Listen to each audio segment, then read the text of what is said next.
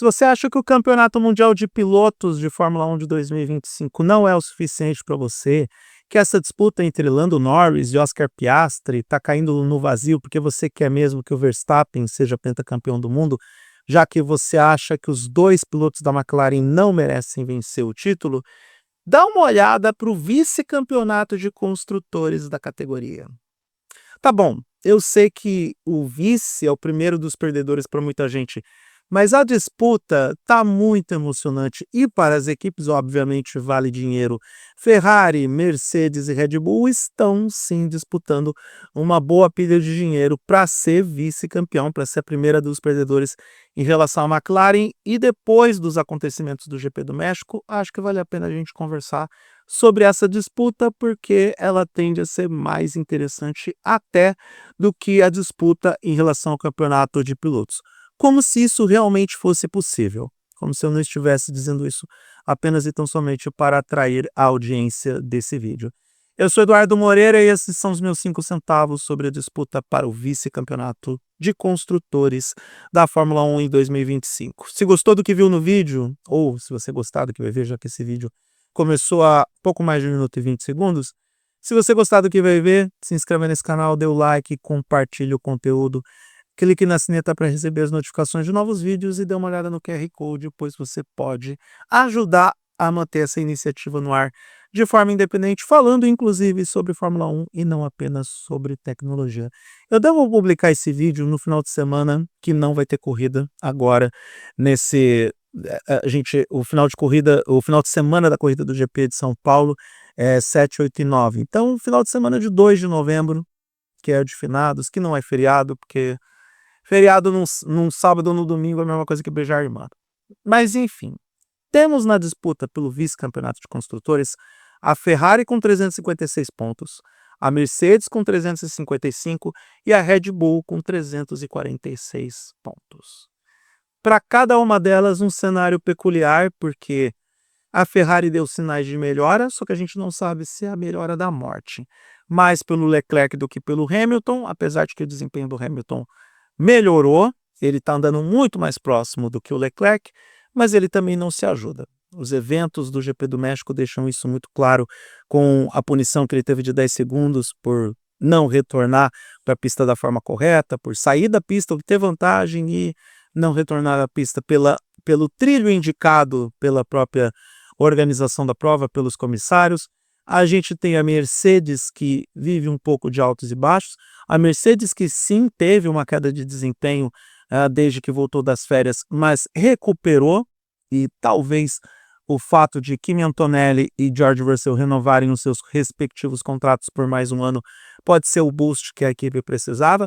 Aliás, uma situação tanto quanto peculiar entre os pilotos da Mercedes, porque o Russell tentou passar o Antonelli no México, conseguiu, porque houve a troca de posições. Ele não atacou o Berman, não conseguiu atacar o piloto da Haas, que fez uma excelente corrida no Autódromo Hermanos Rodrigues, e aí o Antonelli reivindicou a posição de volta que foi cedida para que o Russell tentasse atacar o Oliver Berman. É uma situação até peculiar.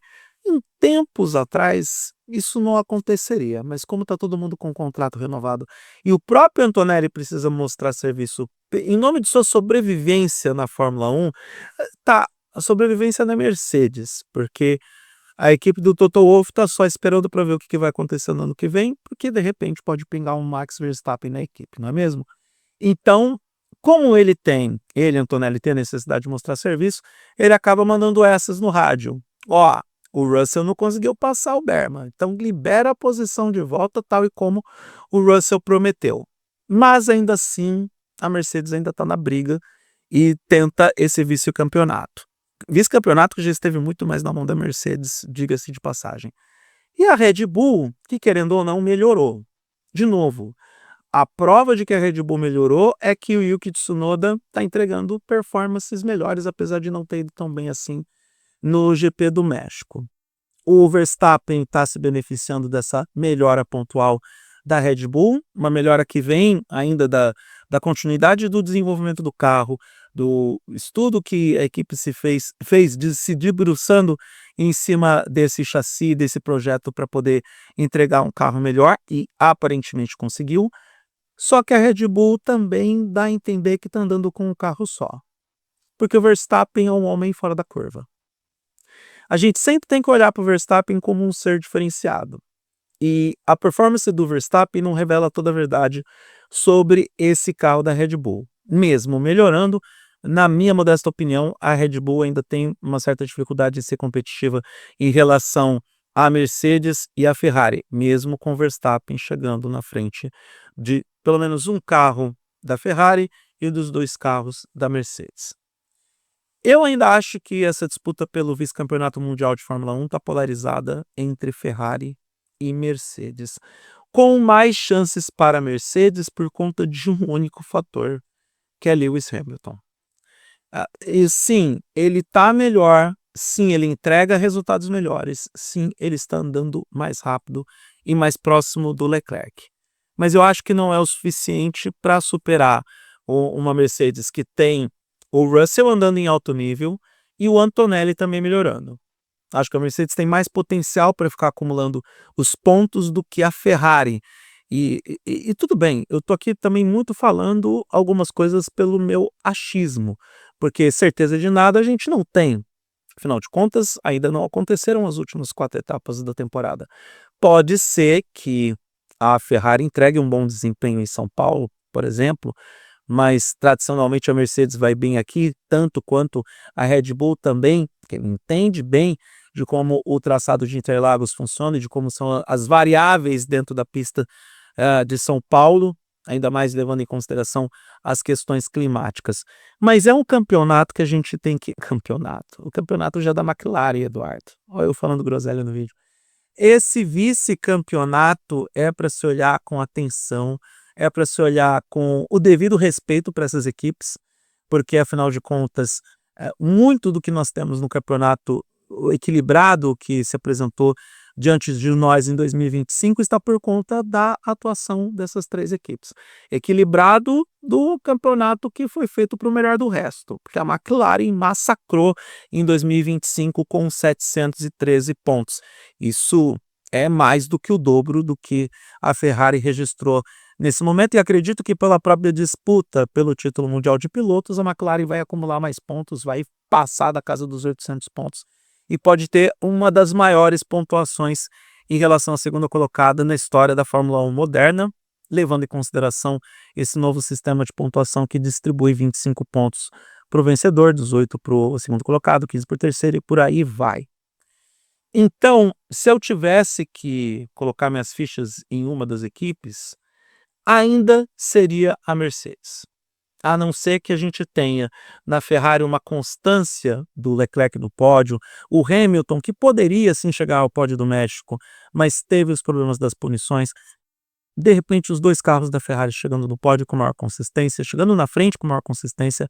Então, eu aposto as minhas fichas na Mercedes, porque a Ferrari perdeu muito tempo com esse projeto que, em partes, deu errado. O próprio Vasseur deve saber disso nessa altura do campeonato, para ser consagrada como vice-campeã de construtores.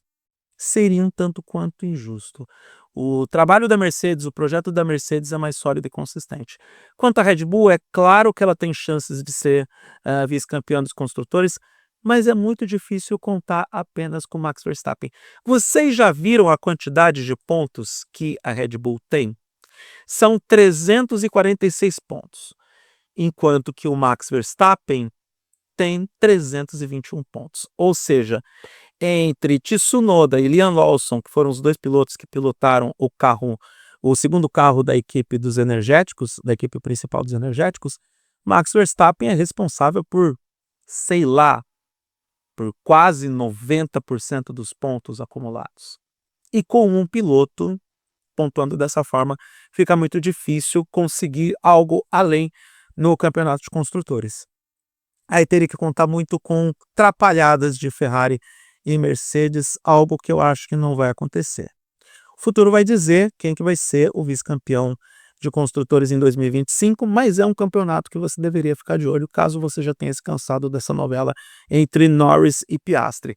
Se você se cansou do Papaya Rules e acha que isso não vai levar a lugar nenhum e que o Verstappen vai ser campeão, pentacampeão do mundo, porque a McLaren se atrapalhou e atrapalhou esses dois pilotos, dá uma olhada nesse vice-campeonato de construtores, porque ele tem tudo para entreter a todos nós até a final em Abu Dhabi.